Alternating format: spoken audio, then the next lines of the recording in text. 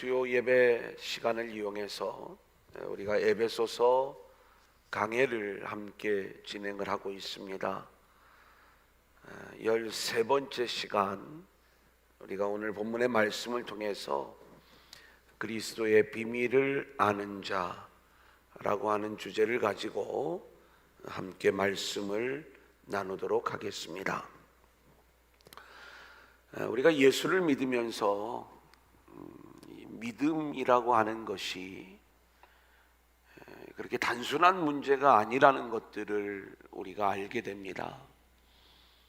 전에는 그냥 예수 믿고 구원받으면 천국 간다, 이 이야기 속에서 우리가 예수를 믿고 있는가, 늘 어떤 때는 좀 믿음이 있는 것 같다가도 또 어떤 때는 믿음이 없는 것 같고, 또 어떤 때는 열심을 내다가도 또 어떤 때는 이렇게 축 처져 있는 그러한 모습을 보면서 과연 나는 구원받을 만한 믿음을 가지고 있는가, 늘 자신을 돌아보고 또 회의에 빠지기도 하고 그랬죠. 어떤 때는 하나님이 내 기도를 안 들어주시는 것 같고, 또 아무리 하나님을 불러도 하나님이 응답이 없을 때 정말 하나님은 계신 것인가, 이런 질문도 하고, 그러면서 우리의 신앙이 그래도 예배의 자리를 지키지 않으면 하나님으로부터 벌을 받을까 봐 예배의 자리를 억지로 지켜가면서 그렇게 신앙생활을 해왔던 우리들의 모습들을 기억을 할 겁니다. 어린아이와 같은 신앙의 모습이기도 하고요, 또 하나는 이러한 모습들이 종교적 신앙의 모습이기도 해서 결국 우리가 그렇게 연약한 모습으로만 신앙생활을 하다가 이제 이 에베소서와 같은 말씀을 우리가 접하기 시작을 하면 그 말씀이 심오하기도 하고, 또 어떤 부분들은 이해하기도 어려워서 참 곤란한 그러한 경우들도 많이 있지만, 그래도 감사한 것은 이렇게 로마서나 에베소서와 같은 그러한 말씀이 있어서 우리의 신앙을 다시 한번 점검해보고 우리 인생을 하나님이 어떻게 끌고 가시는가 하는 부분들을 알 수가 있어서 감사한 것이죠. 원래 복음은 저는 본질적으로 쉽고, 그리고 누구든지 깨달을 수 있고 또 이해할 수 있는 것이라고 생각을 합니다. 똑똑한 사람만 복음을 안다면 과히 똑똑하지 못한 사람들은 우리의 신앙이 어려움이 많이 있겠죠. 그런데 우리 인간은 그 복음의 원리를 성경을 통해서 우리에게 쉽게 말씀을 해주셨음에도 불구하고 늘 우리 안에 자기 가치를 챙기면서 자기 생각을 내려놓지 않고 자기가 하는 일에 의미를 두는 이 모든 일들이 자기중심적인 죄악된 인간의 모습이거든요. 그러다 보니까 우리는 늘 우리의 믿음이 종교적 차원에서 그 믿음이 발전되어져 왔고, 그래서 나의 열심을 하나님 앞에 보이기를 원하고 또 인정받기를 원하고, 또 내가 남보다 더 열정적이고 더 많은 일들을 행함으로 내가 온전한 신앙을 가지고 있다라고 하는 이러한 부분들에 늘 익숙해 있다 보니까 실제로 복음으로 설명해 주는 그 이야기들을 우리는 놓치고 마는 거예요. 우리는 예수님의 비유 중에 포도원 품꾼의 비유 이야기를 합니다. 여러분, 이 포도원 품꾼의 비유는 아침 일찍부터 일한 사람과 저녁 늦게 와가지고 일한 사람에게 동일하게 한 데나리온의 품삯을 주었다는 이야기예요. 자, 그런데 아침 일찍 온 사람들은 어떤 문제가 있었냐면 자기들이 수고한 그 일들을 주인하고 따지고 있는 거예요. 이게 적어도 늦게 온 사람보다는 내가 더 많은 일들을 했기 때문에 더 많은 것들을 받아야 된다라고 하는 종교적 신앙의 모습인 거예요. 이들이 포도원에 들어와 일할 수 있었던 것은 전적인 주인의 은혜인 거예요. 포도원에 들어올 수가 없었다면 그들은 품삯을 받지 못하는 자가 되는 거고 결국 그들의 생명을 잃어버릴 수밖에 없는 그러한 모습이었다, 이 말씀인 것입니다. 우리가 그 비유의 이야기를 보면 주인은 은혜로 일꾼들을 부른 거지, 이 포도원에 와가지고 꼭 그 일꾼들의 어떤 도움이 필요해서 그 일꾼들을 부른 그 모습이 아니라는 것을 우리가 알 수가 있어요. 왜냐하면 일할 거리가 없어서 놀고 있는 이 사람들을 끊임없이 포도원으로 들여보내는 이 주인의 마음은 저와 여러분이 이 포도원이라고 하는 신앙의 세계에 들어오는 원리와 똑같은 것들을 보여주는데, 우리가 이 안에 들어올 수 있는 그 자격이 없어서 결국 우리는 죽을 수밖에 없는 자들이었지만 주인의 은혜로 우리를 들여보내셔서 포도원에서 일할 수 있는 자들이 되었다는 것은 단순히 우리가 일하는 이 일을 이야기하는 게 아니라 포도원의 은혜를 누릴 수 있는 자들로 우리를 불러주신 거예요. 이게 복음의 세계예요. 그러니까 복음의 세계는 내가 일하는 세계가 아니라 하나님의 은혜를 누리는 세계거든요. 그러면 아침부터 와가지고 그 은혜를 누린 사람은 더 감사가 커야 되는 게 맞는 거죠. 그런데 이 부분을 늦게 온 사람과 늘 우리가 비교하면서 내가 일한 그 부분에 대하여 더 많은 것들을 얻기를 원할 때 우리를 포도원으로 불러주신 하나님의 은혜를 놓쳐버리는 것이죠. 여러분, 이런 복음의 이야기들을 우리가 에베소서나 로마서의 말씀을 보면 우리는 깊숙이 우리 가운데 영적 보화와도 같은 이 복음의 원리를 가르쳐주는 말씀을 우리가 이 에베소서를 통해서 함께 배워 나갈 수 있다, 이 말씀인 것입니다. 물론 우리가 전에는 내가 예수님 믿는 줄 알았어요. 복음이 들려졌을 때 내가 복음 앞에 순종한 줄 알았고, 또 내가 하나님을 선택하고 믿음의 길로 들어온 줄 알았어요. 그런데 우리가 이 에베소서의 말씀을 보니까 우리가 하나님을 선택한 게 아니라 하나님이 우리를 선택하셨다는 거예요. 이게 얼마나 큰 은혜요, 또 그 은혜의 출발점인지 모릅니다. 여러분, 우리가 이 복음을 이야기할 때도요, 우리는 늘 하나님을 믿을 때 하나님이 이 땅을 살아가는 나를 도와주시는 그러한 하나님으로 알고 믿었고요, 하나님 앞에 기도할 적에도 이 땅에 필요한 우리의 소원을 아뢰면서 기도할 때 하나님이 그 기도를 들어주시는 이 종교적 차원의 하나님, 또 하나님이 나를 그렇게 좀 강한 사람으로 만들어주기를 원하는 이러한 마음을 가지고 우리가 예수를 믿고 그런 차원에서 우리가 예수님을 생각했던 적이 한두 번이 아닌 것을 우리가 고백할 수가 있는 거죠. 하지만 우리가 이 에베소서의 말씀을 보니까 우리는 이제 예수를 믿음으로 땅에 속한 인생이 아닌 하늘에 속한 인생이 되었고, 그리고 하늘의 생명을 가진 자들은 땅의 것을 구하는 것이 아니라 하늘의 뜻이 우리 안에 이루어지기를 구해야 된다라고 하는 이 놀라운 복음의 이야기들을 우리가 들으면서 우리 안에 영적인 성장이 이루어지게 되는 것이죠.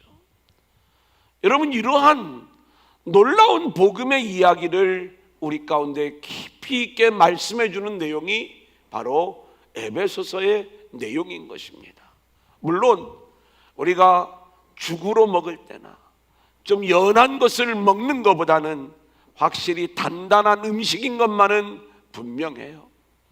하지만 제가 이 시간들을 통해서 어머니들이 뭔가 단단한 것들을 먹을 적에는 막 입으로 좀 더럽기는 하지만 막 오물오물 해가지고 뱉어가지고 먹여주고 그러잖아요. 저도 제가 제 안에 최대한으로 이 부분들을 녹여서 이 내용들을 마치 옛날 이야기처럼 이렇게 먹여드리면서 함께 나아가고자 할 때 여러분들이 이 시간들을 좀 잘 듣고 그렇게 잘 받아 먹으면서 영적으로 성장하는 그러한 시간들이 되어지기를 원하고요. 그리고 바라기는 그 깊은 복음의 세계들을 우리가 좀 쉽게 깨달을 수 있는 은혜의 시간들이 되어질 수 있기를 소원합니다. 아멘. 자, 그러면 이 에베소서를 우리가 지금 3장까지 오게 되었는데 1장부터 3장까지의 이야기는 우리를 영광스러운 교회로 세워나가는 하나님의 일을 우리에게 보여주는 말씀이다, 이렇게 말씀을 드렸어요. 그래서 1장에 보면 하나님이 우리를 위하여 하시는 일이 뭐냐라고 할 때 하늘에 속한 신령한 복을 주시는데, 이때 하나님이 하시는 일, 예수님이 하시는 일, 성령님이 하시는 일을 우리 가운데 선포하고 있고요. 또 하나는 우리가 하나님 알기를 원하는 이 사도 바울의 기도를 통해서 우리는 왜 하나님이 우리를 부르셨는지, 우리에게 주신 기업, 하나님 나라, 예수 그리스도의 영광이 얼마나 풍성한 것인지를 알기를 원하고, 또 우리 안에 이미 역사하고 있는 하나님의 능력을 알기를 원하는 이 사도 바울의 기도가 나타나고 있습니다.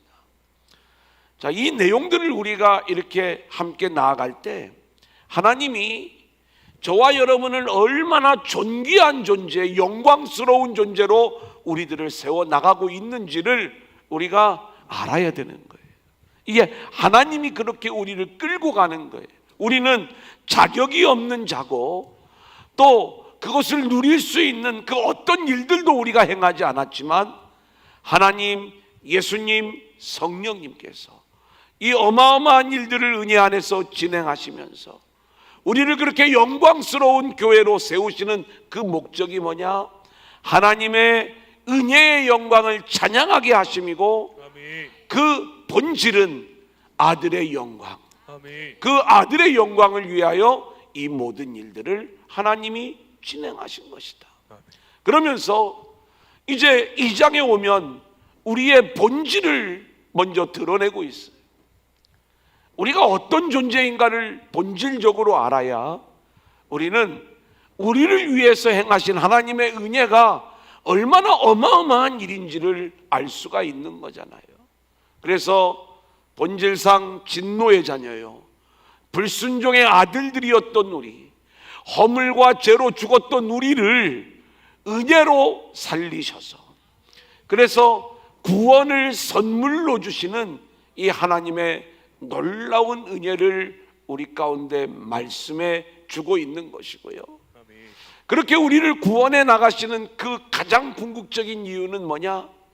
저와 여러분을 하나님이 그렇게 은혜 안에서 구원하셔서 우리의 죄의 문제를 해결해 주시고 저와 여러분을 처소 삼아 우리 주님이 거하시고자 하는, 그래서 우리가 주님의 영광을 드러내는 하나님의 아들로 세워져 이 모든 일들이 결국 누구를 통해서 이루어지는 거예요?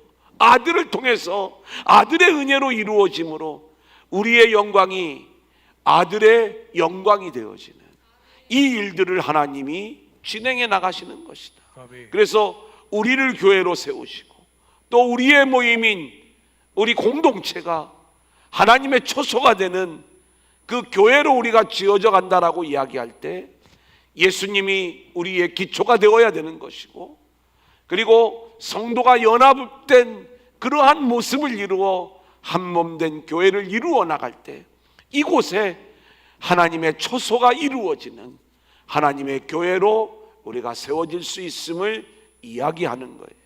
이게 우리가 1장과 2장에서 하나님이 우리를 영광스러운 교회로 이끌어가는 말씀을 우리가 함께 나눈 거예요.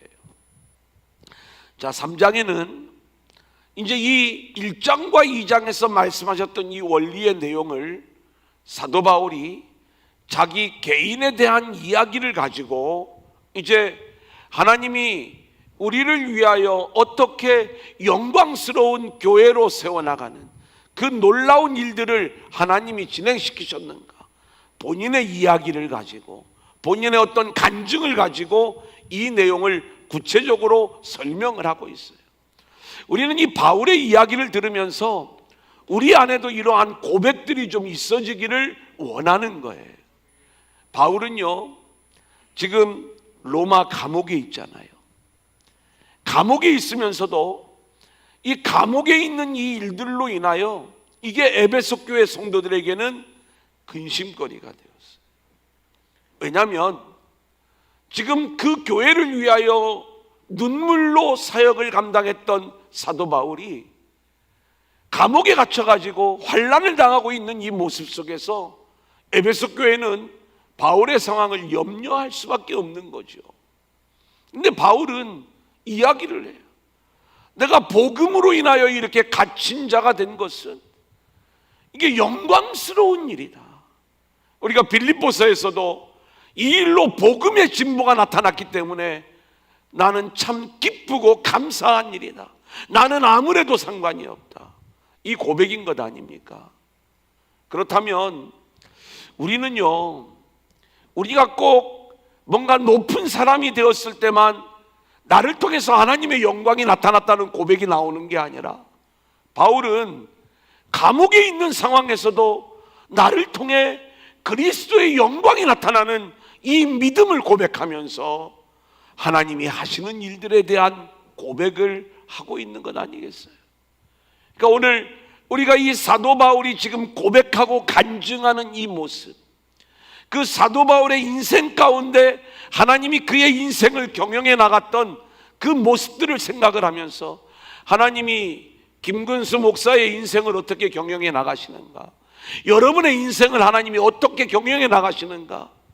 근데 그 경영의 가장 밑바탕은 은혜더라. 그래서 하나님의 은혜의 경륜으로 우리를 이끌어 가시는 그 하나님의 일하심에 대하여 우리가 믿음으로 고백하면서 그리스도 안에 담겨져 있는 그 비밀로 우리 가운데 역사하시는 이야기, 이 내용을 우리가 함께 나누고자 하는 것입니다. 오늘 본문의 이야기는 우리가 지난주에 나눴던 1절부터 우리가 그 내용들을 연결해 나가야 좀 쉽기 때문에 우리가 1절, 2절부터 다시 좀 정리하면서 진행하도록 하겠습니다. 1절, 2절 우리 한번 같이 읽어볼까요? 시작. 이러므로 그리스도 예수의 일로 너희 이방인을 위하여 갇힌 자 된 나 바울이 말하거니와 너희를 위하여 내게 주신 하나님의 그 은혜의 경륜을 너희가 들었을 터이라.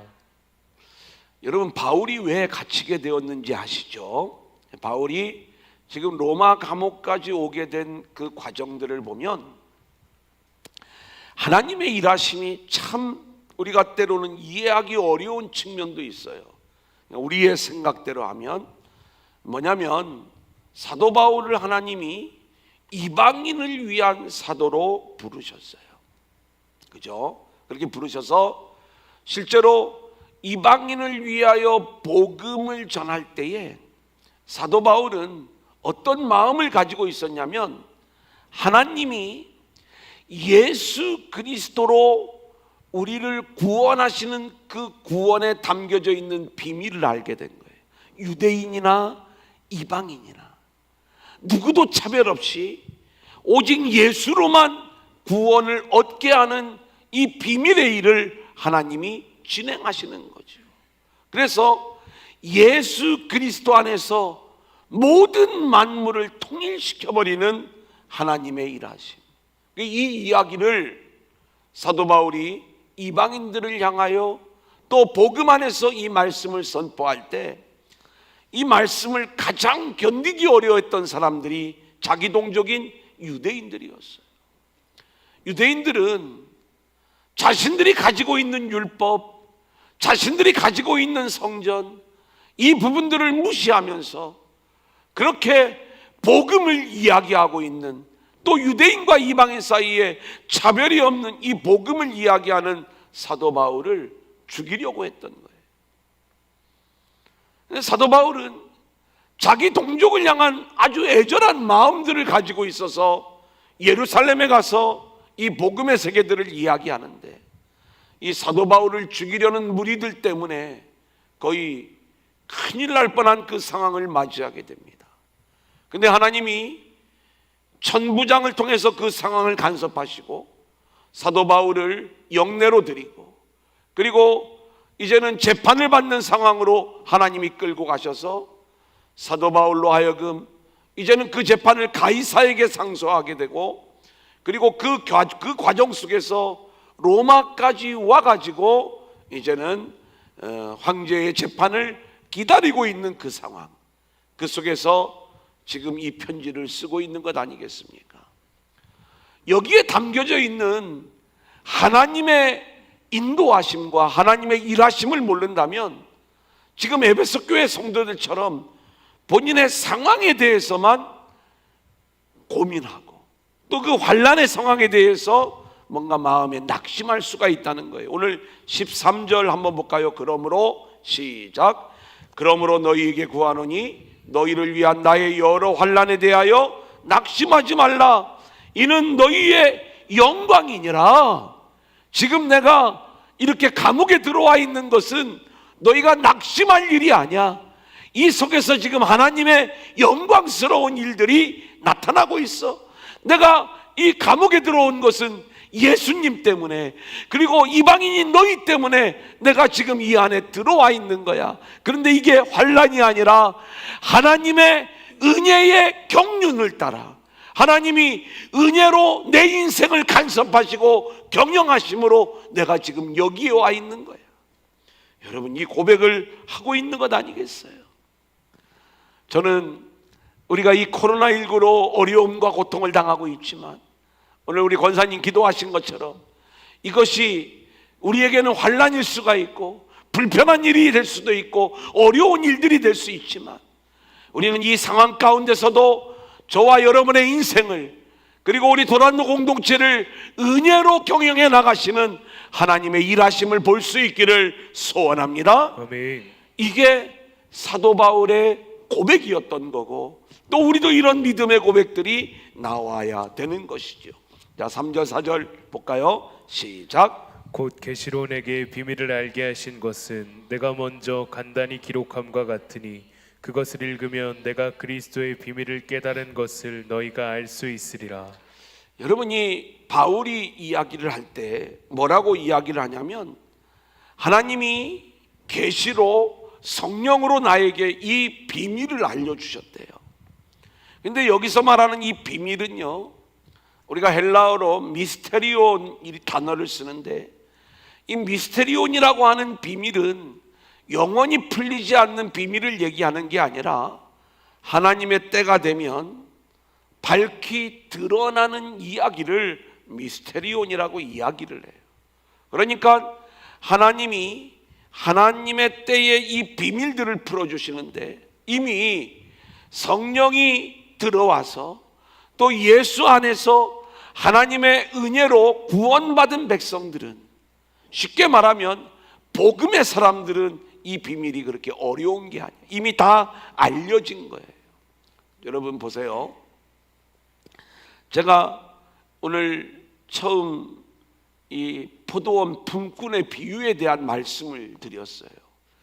이 비유로 복음서에 말씀을 하실 적에도 이 비유는요, 쉬운 겁니다.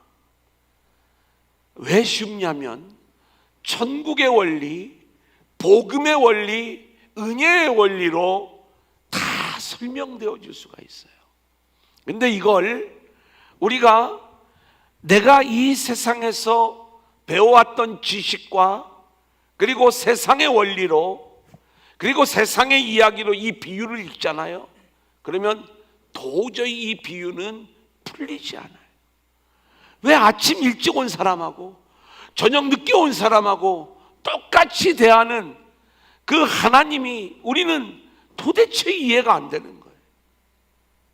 그래서 그렇게 하나님의 은혜를 모르는 자들에게는 이것을 닫아버리시는 거예요.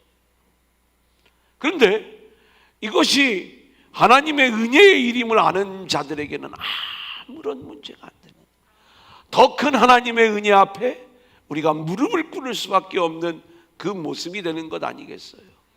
여러분, 성경에 나오는 모든 비유가 다 이렇게 하나님 나라, 복음의 나라, 그 이야기를 우리 가운데 말씀해 주고 있는 것이기 때문에 우리가 복음의 원리로 이 비유를 풀잖아요. 그러면 얼마나 그 비유가 우리에게 감동적이고 감격적이고 귀한 말씀인지 모릅니다.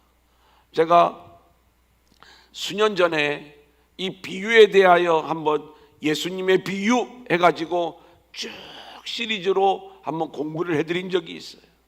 언제 기회가 되면 또 그런 과정들을 우리가 함께 나누면서 이 말씀들을 좀 같이 더 깊이 풀어가는 그러한 시간들을 갖겠습니다. 근데 정말 어렵고 또 난해한 그러한 비유도요, 묵상할 때 다 내려놓고 하나님이 우리를 경영해 나가시는 이 복음의 원리를 가지고 하나님의 은혜 앞에서 이 부분들을 우리가 묵상하고 풀어가면요, 정말 그 복음, 그 비유의 이야기가 얼마나 놀라운 원리를 우리 가운데 말씀해 주는지를 느낄 수가 있다, 이 말씀인 거예요. 바울은 이걸 알았어요. 그래서 그리스도의 비밀, 전에는 왜 하나님이 선악과를 만들어 가지고 이게 병 주고 약 주는 것도 아니고, 아니 아예 안 만들었으면 좋을 것 아니야. 왜 하나님이 우리를 이 세상에 에덴 동산에 그냥 있게 하지, 왜 우리를 이 세상으로 보냈다가 다시 그 어려운 과정을 통해서 우리를 또 끌어들이시는 거예요. 이해가 안 되는 거예요. 그리고 예수를 믿는 믿음으로 구원을 얻는다고 하는데 도대체 이 믿음이 뭔지, 내 믿음은 또 안 되는데 하나님이 주시는 믿음이어야 된다는 거예요. 아무리 생각을 해도 이 부분들을 우리가 이해하고 받아들이는 게 너무나도 어려운 거예요. 근데 바울은 이걸 알아요. 여러분, 우리가 바울의 인생을 한번 생각해 보세요. 바울은요, 원래가 최고의 유대인이었어요. 근데 우리가 이 바울이 하나님의 계획 속에 있었던 인생인 것을 우리가 압니다. 왜냐하면 하나님이 이 복음을 증거하는 일들에 있어서, 특별히 전 세계에, 이방 세계에 복음을 증거하는 데 있어서 하나님이 택한 그릇이 바로 사도 바울이었어요. 그래서 사도 바울이 길리기아 다소에서 태어난 것, 그가 태어나서 헬라어를 잘하게 된 것, 그가 로마 시민권을 가지게 된 것, 이 모든 것들이 하나님의 경륜 속에 있었던 내용이더라, 이 말씀인 것입니다. 근데 그가 길리기아 다소에서 태어난 건, 그가 태어나기도 전에 하나님이 150년 전, 200년 전에 그의 조상들을 옮겨놓은 거예요. 그것은 뭐 이뻐가지고 글로 옮겨놓은 게 아니라 세계의 역사가, 당시에 이 안티오코스 에피파네스 4세가 이 다소에 신도시를 건설하고, 그리고 그 피정복민들을 그쪽으로 몰아붙이면서 그곳에서 이제 생활하는 사람들에게 득전을 주기 시작을 한 거예요. 안 가지요. 강제로 이주를 시키는 거예요. 이 세계의 어떤 그 역사 속에서 하나님은 하나님의 은혜로 이 모든 일들을 경영하시면서 하나님의 구속 사역을 이루시는데, 결국 그곳에 바울이 태어나게 하시고, 그 바울을 다시 예루살렘에 와서 유학하면서 가말리엘 문화에서 최고의 유대인으로 하나님이 키워내시는 겁니다. 율법의 왕이에요. 박사예요.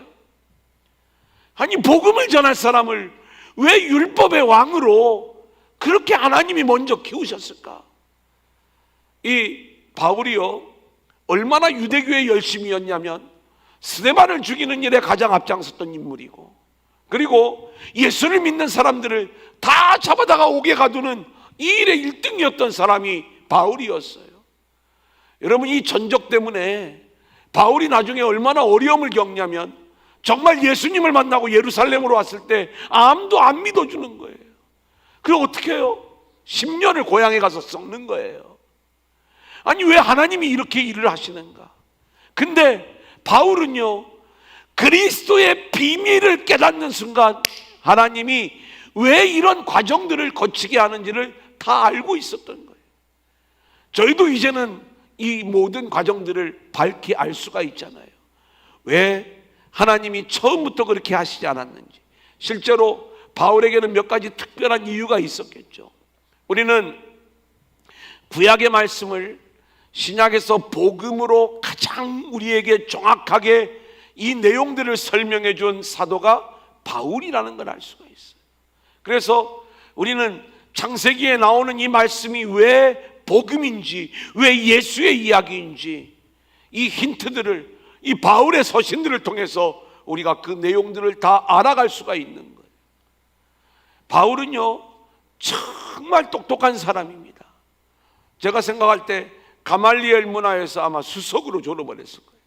정말 똑똑한 사람이에요. 그가 아덴에 가서 이 복음을 전할 때에 그 아덴에 있는 수많은 철학자들과 언어로, 논쟁으로 맞짱을 떴던 인물이 바로 사도 바울 아닙니까? 그 정도로 똑똑해요. 근데 하나님이 그를 그렇게 율법에서 복음으로 바꾸어내는 이 모든 과정들을 통해서 우리는 왜 이 구약의 이야기가 예수님 이야기고, 또 이 구약의 과정을 거치게 한 다음에 다시 예수가 오고 이 신약 시대를 살아가게 하는지, 이 모든 과정들을 우리가 알게 되는 거죠. 이게 이제 그리스도의 비밀인 거예요. 그리고 이 그리스도의 비밀 안에는 하나님의 어마어마한 지혜가 그 안에 담겨져 있는 거예요.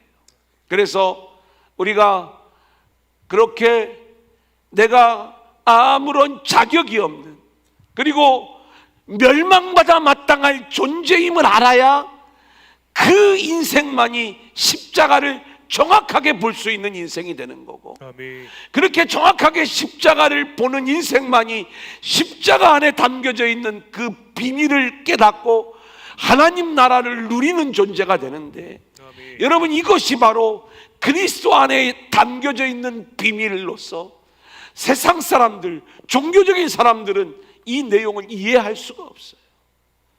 계시로, 성령으로 하나님이 이 내용들을 알려주실 적에, 아하, 결국 내가 지금 구원받는 것은 나의 노력이나 나의 열정이나 나의 열심으로 얻는 것이 아니라 우리 모두는 다 유대인이건 이방인이건 자격이 없는 그렇게 죄악 가운데 있는 존재인데, 그런 우리들을 결국 그리스도의 은혜로 구원하심으로 아들의 영광이 드러나는 하나님의 나라를 만들어 가시는 이 그리스도 안에 담겨져 있는 비밀을 바울은 깨달아 알게 된 거예요.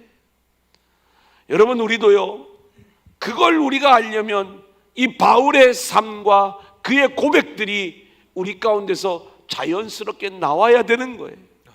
그래서 우리는 늘 하나님이 우리 가운데 이야기하실 적에 우리는 예수를 믿으면서 항상 내 가치를 챙기기에 늘 우리의 죄악이 늘 먼저 작동이 되어지는 것들을 볼 수 있지 않습니까? 그래서 뭔가 나를 챙겨주지 않으면, 나를 대접해주지 않으면, 나를 인정해주지 않으면 우리는 견디기 어려운 그러한 인생을 살아가는 게, 이게 비밀을 모르는 자들의 인생인 거예요. 비밀을 아는 자들은요, 내가 얼마나 연약한 존재인지, 내가 얼마나 자격이 없는 존재인지, 내가 정말로 아무것도 아닌 존재라는 것, 바울은 끊임없이 이러한 고백들을 하는 거예요. 내가 죄인 중에 괴수다, 만삭되지 못하여 난 나 같은 자다, 이렇게 이야기를 하면서 자신의 연약함을 고백을 하는 이 바울, 그리스도의 비밀을 아는 자는 이 고백이 먼저 나오게 되는 거예요. 아멘. 그래야 십자가에 담겨져 있는 하나님의 은혜로만, 거기에만 내 소망이 있다는 걸 알게 되고, 아멘. 결국 그 은혜만을 붙잡게 하시려고 하는 하나님의 뜻을 우리가 알게 되는 거고, 그 은혜를 붙잡고 하나님 나라의 주인공이 되어 하나님의 영광을 드러내는 자들로 우리가 세워지도록 하나님이 이끌어 가시는 이 어마어마한 복음의 이야기, 이게 오늘 이 3장에 담겨져 있는 말씀이다, 이 내용인 거예요. 자, 그러면 그 비밀의 내용이 뭐냐? 1장 9절로 10절, 지난주에 했던 3장 6절 우리 한번 같이 읽어보겠습니다. 9절 10절 시작. 그 뜻의 비밀을 우리에게 알리신 것이요 그의 기뻐하심을 따라 그리스도 안에서 때가 찬 경륜을 위하여 예정하신 것이니 하늘에 있는 것이나 땅에 있는 것이 다 그리스도 안에서 통일되게 하려 말씀드린 하심이라. 거죠. 그리스도 안에서 오직 그리스도로만 다 통일이 되어지는 거예요. 그러니까 예수의 십자가의 은혜로만 누구든지 구원받을 수 있는 거예요. 여기에는 차별이 없어요. 3장 6절에 잘 나와 있죠. 이는 시작. 이는 이방인들이 복음으로 말미암아 그리스도 예수 안에서 함께 상속자가 그렇지요. 되고 유대인이나 이방인이나 함께 상속자가 되고 함께 지체가 되고 함께 이 약속에 참여하는 자가 되는 것, 아멘. 이게 하나님이 하시는 일이다. 아멘. 넘겨보겠습니다. 자, 두 번째 대지 7절을 보겠습니다. 그 앞에 다 제가 설명한 거예요. 이 복음을 위하여 시작. 이 복음을 위하여 그의 능력이 역사하시는 대로 내게 주신 하나님의 은혜의 선물을 따라 내가 일꾼이 되었노라. 한번 따라해 볼까요? 하나님의 은혜의 선물을 따라 하나님의 은혜의 선물을 따라 내가 일꾼이 되었노라. 내가 일꾼이 되었노라. 이제 저를 좀 보시죠. 하나님이 우리를 복음의 일꾼으로 세워가세요. 근데 우리는 복음의 일꾼 그러면 어떤 생각들을 먼저 하세요? 내가 믿음이 막 잘하는 생각들을 하겠죠. 그리고 전에는 그냥 예배만 참석했던 내가 이제 교회에서 어떤 역할을 해요. 일을 해요. 또 전도도 해요. 또 우리가 영적으로 많은 성장들을 보이면서 기도의 시간이 늘어나고 말씀을 열심히 읽고 이런 여러 가지 일들이 나타나요. 물론 이 부분들이 자연스럽게 따라오는 것은 맞습니다. 하지만 성경에서 말하는 복음의 일꾼은 그것보다 더 본질적인 차원이 있다는 것을 우리가 알아야 돼요. 그 본질, 그게 뭐냐? 그러니까 복음의 일꾼이라고 하는 그 이야기의 가장 출발점이 뭐냐라고 이야기했을 때, 저와 여러분은 본질상 진노의 자녀예요. 불순종의 아들이었다는 것을 우리가 아는 거예요. 아멘. 이게 복음의 일꾼의 출발점이에요. 아멘. 그리고 하나님의 은혜와 긍휼이 아니면 내가 살 수 없음을 늘 고백하는 거예요. 아멘. 그래서 언제나 내가 하나님의 은혜를 붙잡는 자로 세워지는 것, 이게 복음의 일꾼인 거예요. 아멘. 무슨 말인지 알겠죠? 그러면 하나님의 은혜를 붙잡는 자로 세워졌기 때문에 여기에서 내가 나를 위한, 내가 왕이 되는 그 인생으로 나오는 게 아니라 하나님이 내 인생의 왕이 되시는 그 인생이 나오기 때문에 내가 찬양도 열심히 하는 거고, 또 생명을 걸고 주의 사명도 감당하는 거고, 나의 모든 것들을 다 주를 위해 내어놓으면서 그러한 모습으로 우리의 모습이 결과적으로 나와야지. 우리가 이런 어떤 열정적인 일들이 나를 채우고 나의 어떤 가치를 이렇게 증명해 보이기 위한 그러한 모양으로 시작이 되어진다? 아니에요. 우리는 이 복음부터 시작을 해야 돼요. 여기서부터.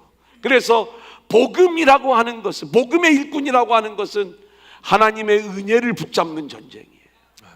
그 하나님의 은혜를 붙잡는 일에 일꾼으로 세워지는 것, 하나님이 은혜로 이 일들을 우리 가운데 해 나가시더라.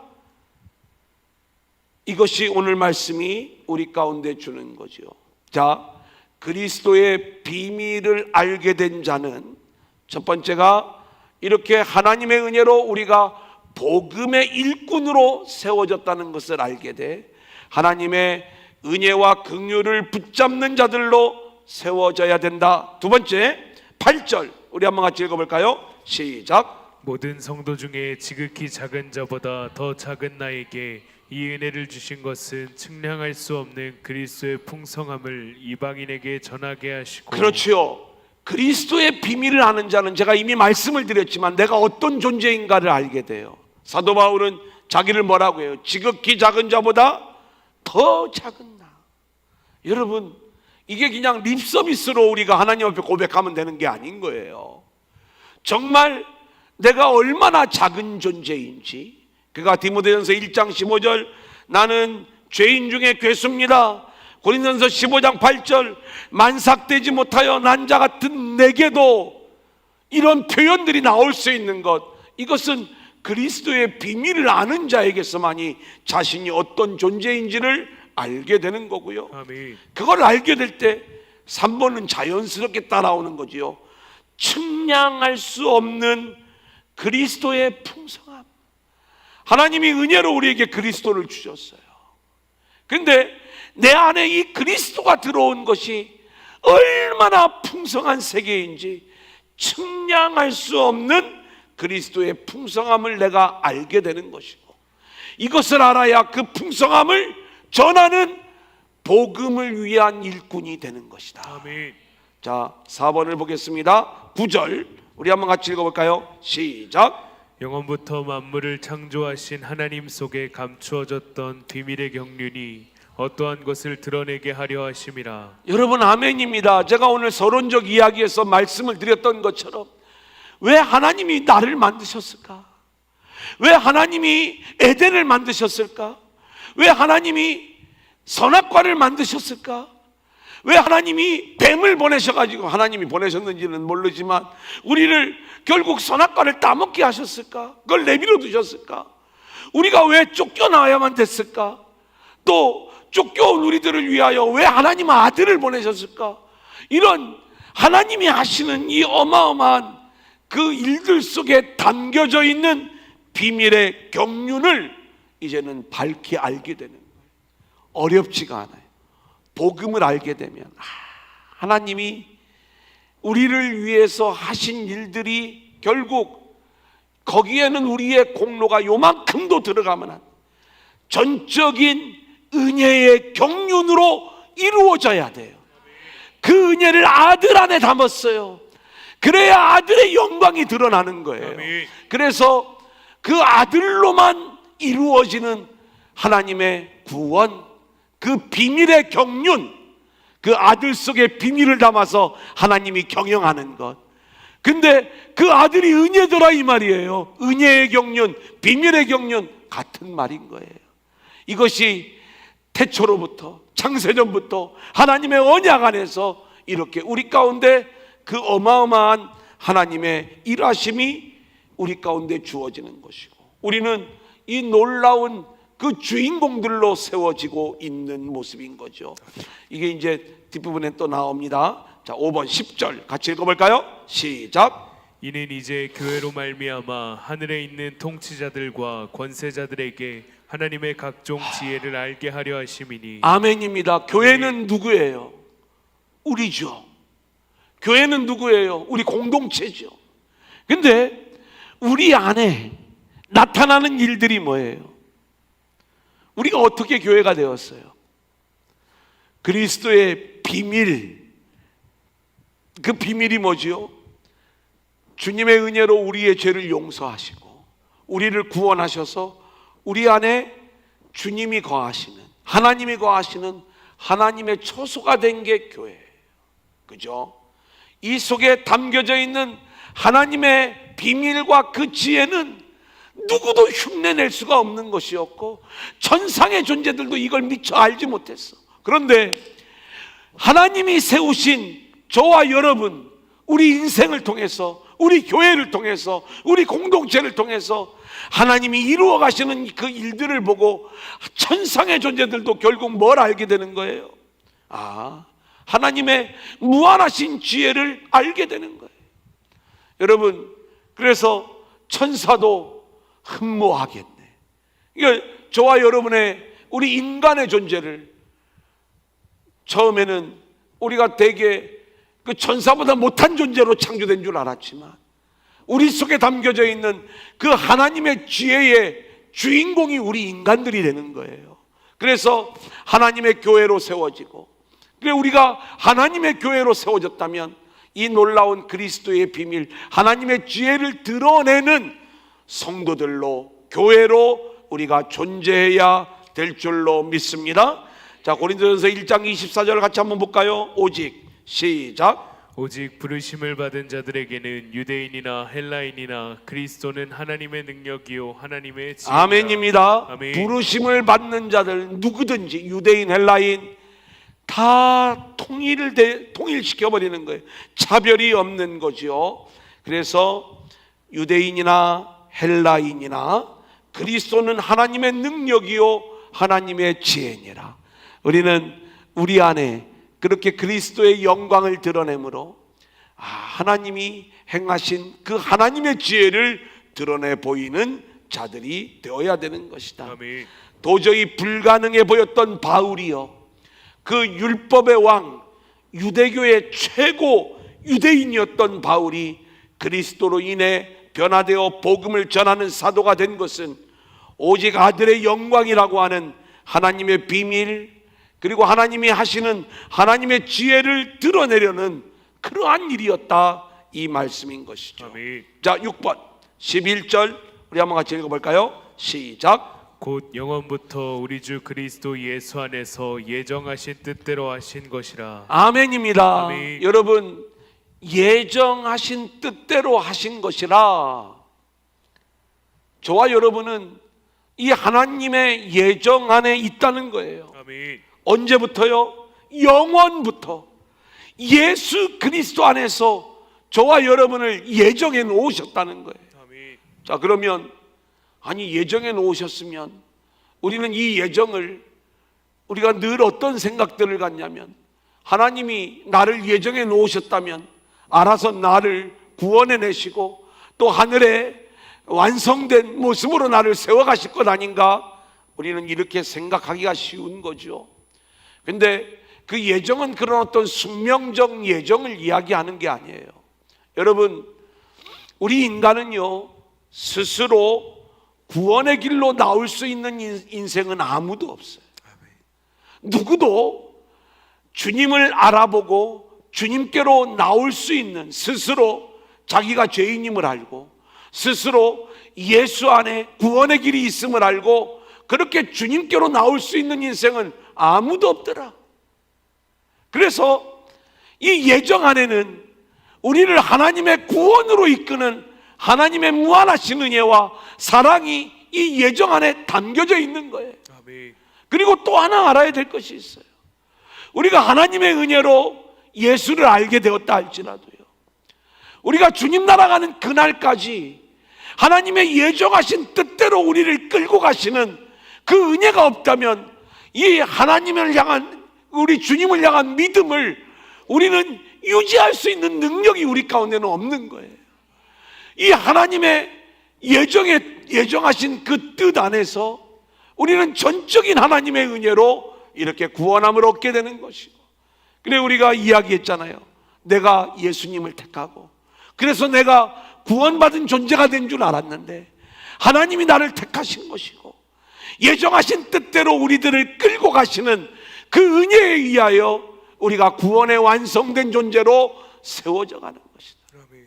이게 얼마나 감사한 일인지 모르잖아요. 아멘. 마지막 12절 한번 같이 볼까요? 우리가 시작. 우리가 그 안에서 그를 믿음으로 말미암아 담대함과 확신을 가지고 하나님께 나아감을 얻느니라. 이제 우리는 담대함과 확신을 가지고 하나님께 나아갈 수 있는 존재가 되었어요. 여러분, 구약 시대에는요 복음을 모르는 자들에게는요 하나님께 나아갈 수 있는 길이 제한됩니다.